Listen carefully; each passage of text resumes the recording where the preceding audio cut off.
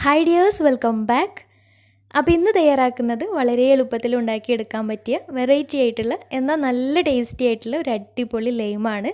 അപ്പോൾ നല്ല ഈ ചൂടുള്ള സമയത്തും അതുപോലെ തന്നെ ഇന്ന് നോമ്പൊക്കെയാണ് വരുന്നത്. അപ്പോൾ നോമ്പ് തുറക്കുന്ന സമയത്തൊക്കെ ആയാലും നല്ല ആശ്വാസമാണ് ഇത് കുടിക്കുന്ന സമയത്ത്, നല്ല ടേസ്റ്റുമാണ്. അപ്പോൾ എങ്ങനെയാണ് ഈ ഒരു ലൈം തയ്യാറാക്കിയിട്ടുള്ളത് നോക്കാം. അതിന് മുന്നേ ആയിട്ട് ചാനൽ സബ്സ്ക്രൈബ് ചെയ്യാതെ വീഡിയോ കാണുന്നവരുണ്ടെങ്കിൽ പ്ലീസ് ഒന്ന് സബ്സ്ക്രൈബ് ചെയ്തേക്കണേ. തൊട്ടടുത്തുള്ള ബെല്ലൈക്കണും കൂടെ ക്ലിക്ക് ചെയ്യുകയാണെങ്കിൽ ഇനി ഞാൻ പുതിയ വീഡിയോസ് ഇടുമ്പോൾ അതിൻ്റെ നോട്ടിഫിക്കേഷൻസൊക്കെ പെട്ടെന്ന് തന്നെ കിട്ടുകയും ചെയ്യും. അപ്പോൾ ഈ ഒരു ലൈം സ്പെഷ്യലാക്കാൻ വേണ്ടിയിട്ട് ഇതിലേക്ക് ചേർത്ത് കൊടുക്കുന്നത് ഒരു പച്ചമാങ്ങയുടെ ചെറിയൊരു കഷ്ണമാണ്. അപ്പോൾ ചെറിയൊരു കഷ്ണം എടുത്തിട്ട് അതിൻ്റെ തോലിയൊക്കെ കളഞ്ഞ് ഇതുപോലെ ചെറുതായിട്ട് കട്ട് ചെയ്തെടുത്തിട്ടുണ്ട്. ഇനി ഇത് മിക്സിയുടെ ഒരു ജാറിലേക്ക് ഇട്ട് കൊടുക്കാം. ഇനി ഇതിലേക്ക് ചേർത്ത് കൊടുക്കുന്നത് ചെറിയൊരു കഷ്ണം ഇഞ്ചിയാണ്. അതും തൊലിയൊന്ന് കളഞ്ഞിട്ട് വരണ്ടി എടുത്തിട്ട് ഇതിലേക്ക് ചേർത്ത് കൊടുക്കാം. ഇനി ഇതിലേക്ക് വേണ്ടത് ചെറുനാരങ്ങയുടെ നീരാണ്. അപ്പോൾ ഞാനൊരു 1.5 ചെറുനാരങ്ങയുടെ നീരെടുത്തിട്ടുണ്ട്. അപ്പോൾ അതും കൂടെ ഇതിലേക്ക് ചേർത്ത് കൊടുക്കാം.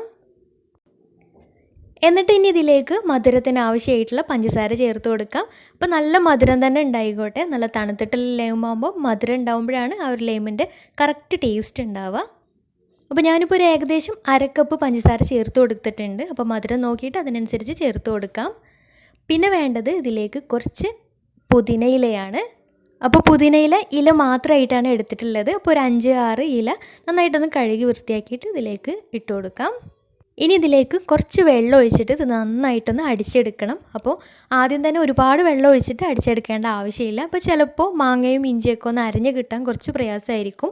അപ്പോൾ ആദ്യം കുറച്ച് വെള്ളം ഒഴിച്ചിട്ട് ഇത് നന്നായിട്ട് അരച്ചെടുക്കാം. നന്നായിട്ട് അരച്ചെടുത്തതിന് ശേഷം ഇനി ഇതിലേക്ക് നല്ല തണുത്ത വെള്ളം ഒഴിച്ചിട്ട് അരിപ്പയിലൂടെ അരിച്ചെടുക്കാം.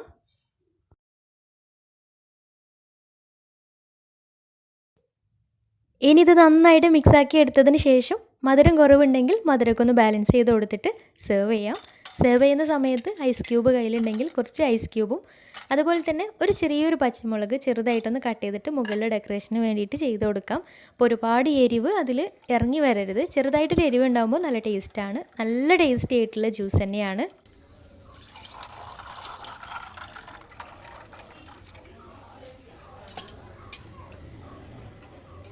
അപ്പോൾ എല്ലാവരും ഒന്ന് ട്രൈ ചെയ്ത് നോക്കുക. വീട്ടിൽ പച്ചമാങ്ങ ഉണ്ടെങ്കിൽ ഒന്ന് ട്രൈ ചെയ്ത് നോക്കുക. നല്ല ടേസ്റ്റി ആയിട്ടുള്ളൊരു ലൈം ജ്യൂസ് തന്നെയാണ്. അപ്പോൾ കഴിഞ്ഞ ദിവസം വേറൊരു സ്പെഷ്യലായിട്ടുള്ള ലൈമിൻ്റെ റെസിപ്പിയും കൂടെ അപ്ലോഡ് ചെയ്തിട്ടുണ്ടായിരുന്നു, തേങ്ങയൊക്കെ വെച്ചിട്ട്. അപ്പോൾ അത് കാണാത്തവരുണ്ടെങ്കിൽ അതൊന്ന് കണ്ടു നോക്കുക. അപ്പോൾ ഇന്നത്തെ വീഡിയോ ഇഷ്ടമായെന്ന് വിചാരിക്കുന്നു. ഇഷ്ടമായെങ്കിൽ ലൈക്ക് ചെയ്യുക, ഫ്രണ്ട്സ് റിലേറ്റീവ്സിനൊക്കെ ഒന്ന് ഷെയർ ചെയ്ത് കൊടുക്കുകയും ചെയ്യുക. അപ്പോൾ നല്ല അടിപൊളി വീഡിയോയുമായി വീണ്ടും വരാം. അതുവരെ take care, bye, thank U.